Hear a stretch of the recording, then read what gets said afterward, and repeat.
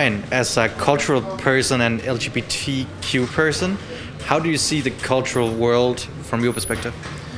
Well, I have noticed lately that representation is very important, and as a cultural person, someone that people in Denmark at least know, I have found out that it's very important to be who I am and to tell others. Mm. So, do you experience any negatives or even positives being an LGBTQ person in the cultural world? Actually, I've been an artist in Denmark for 16 years now, and I started out in 2005. And recently, in an interview I did for a Danish magazine called GAFFA, I was asked this same question, and I started thinking about the beginning of my career, and that I was actually indirectly asked not to talk about my sexuality. And I was 27 years at that point. And imagine now, 16 years after, imagine having an artist on your record label and asking them not to talk about their sexuality.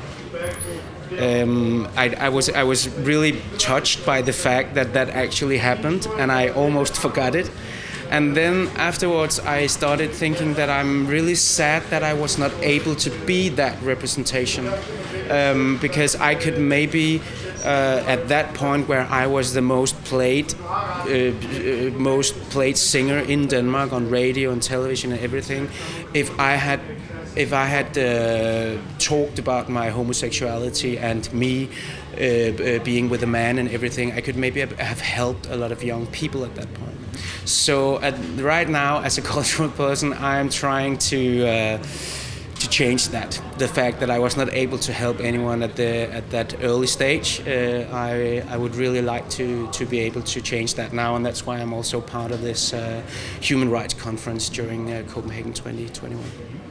So, how big of a part is it for you personally to be able to do this?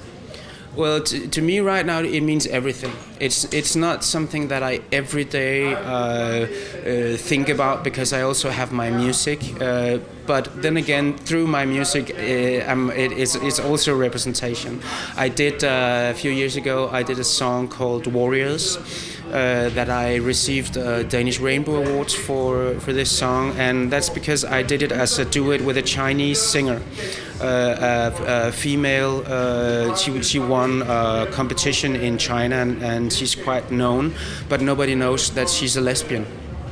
And I did this song as a duet with her, and it was very well received in China, and now it has become LGBT plus hymn for Chinese LGBT plus persons, because they are oppressed. They cannot talk freely about their homosexuality, but they see this song and they see me as an artist as something that they strive for, a way of living, being able to be married with your husband and have a child and all this. So this song has actually become quite important for them, and in that way I can, through my music, also be a role model. So what do you think about the representation today? Do you think it's way more part of the cultural world today than it was before? Is it more acceptable? As I started out saying, I really hope that you will not today meet a new upcoming artist with the words, "Please don't talk about your sexuality." So I think that we have reached further than 16 years ago, and I think that the record companies and key persons know how important it is for an artist and for the rest of the world that you're just yourself. And I think that actually being yourself today is at least more accepted than before, and in some ways more valued as well. I can see now on my social media that people just want me to be me. Mm-hmm. So when you started out as an artist, do you have any front figures that you looked up to that was LGBTQ persons at all, or? When I was younger, I didn't, and I've also thought a lot about that. But at that point, no one was gay publicly in the 70s and 80s, when I grew up, not that much. And then in the 90s, there was a few, but not the music that I listened to. So what I remember is George Michael, his whole story, and his music has been great inspiration. Well, as an adult, when you look back at the cultural landscape, do you think that there is some LGBTQ persons that stand out to you? At this point, there are many, fortunately. I have the last few days I've been watching a new documentary on Danish television called Under the Rainbow, with a Danish actor called Peter Frödin.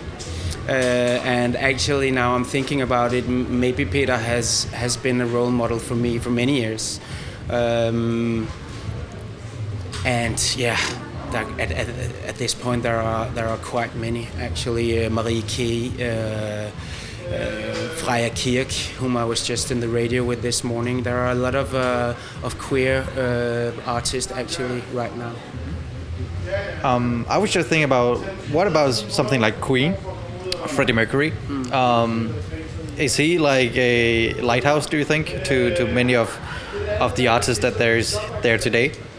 Of course, I have always listened to Queen, but I have not felt Freddie Mercury as a front runner for me until recently when I saw the movie. So no, I wouldn't say. I know that he has been a front runner on many issues, but I didn't personally feel that he was for me. I think sometimes you need to have representation more close to you. Mm-hmm. So, actually, my last question is like, when you look at the cultural landscape today, do you think that it will improve more over time, that people will be more acceptable to be open about who they are and what they do? Yeah, I think the direction is certainly that from now on you can hopefully get to be the person that you are, despite all kinds of differences. And I hope actually that in the future it is like that everywhere, and not just Denmark and these evolved countries, but everywhere in the world, that you can cherish the fact that we're different.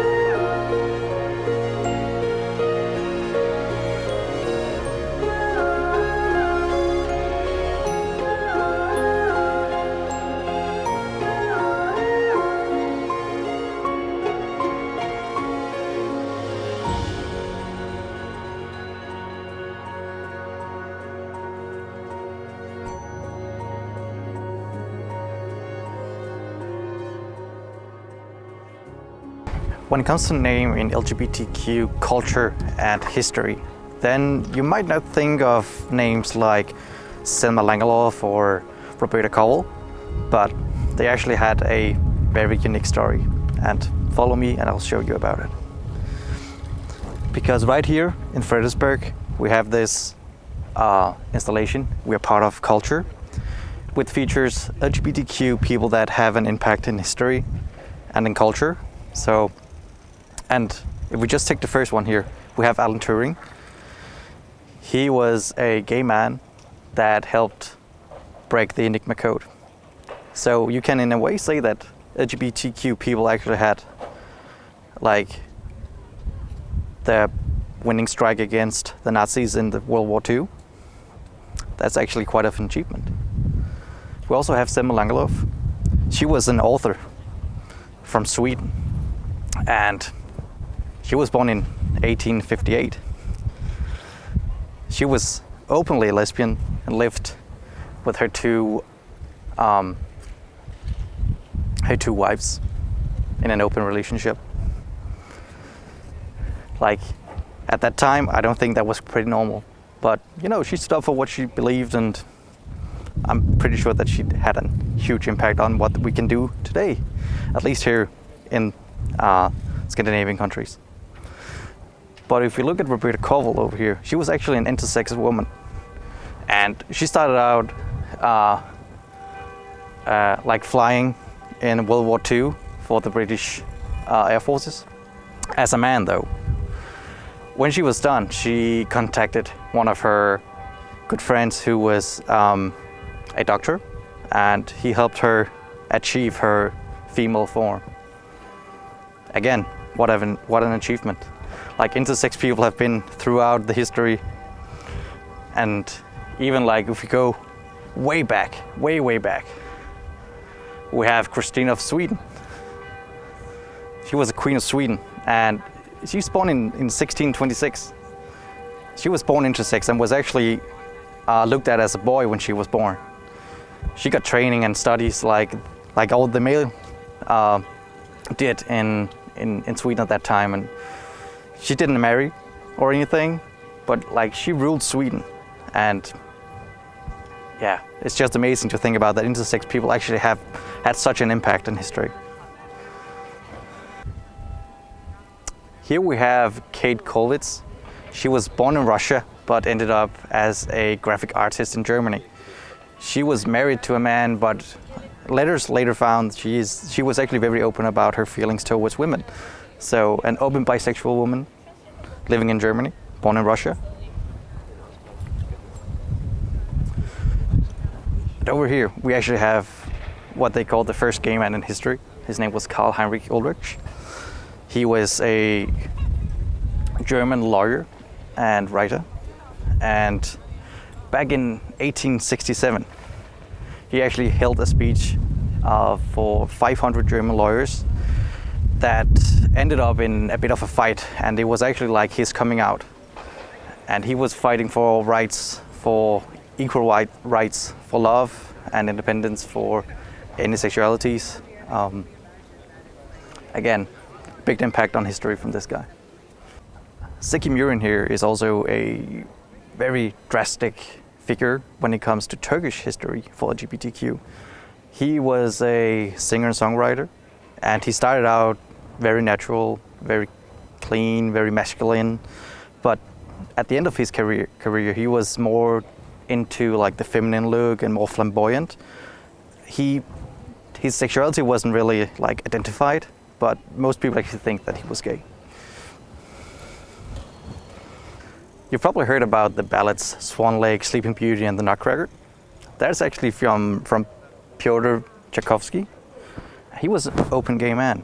Back in 1893, he died though. But you know, open man in Russia at that time was not easy, and he kind of laid on it for a long while. But in letters to his brother, he actually like expressed his feelings towards men, and yeah, I think it was a hard time for him. But again, like if you look at culture today, if you go to the opera or you go see ballads or anything, most of it is actually made by LGBTQ people. Think about that. And well, just to wrap things up here in Frederiksberg, we have our own Hans Christian Andersen from Denmark. He's a famous writer, for those who don't know him. He's supposedly gay. Nobody really knows, and it actually still strikes a good debate today whether he was or not.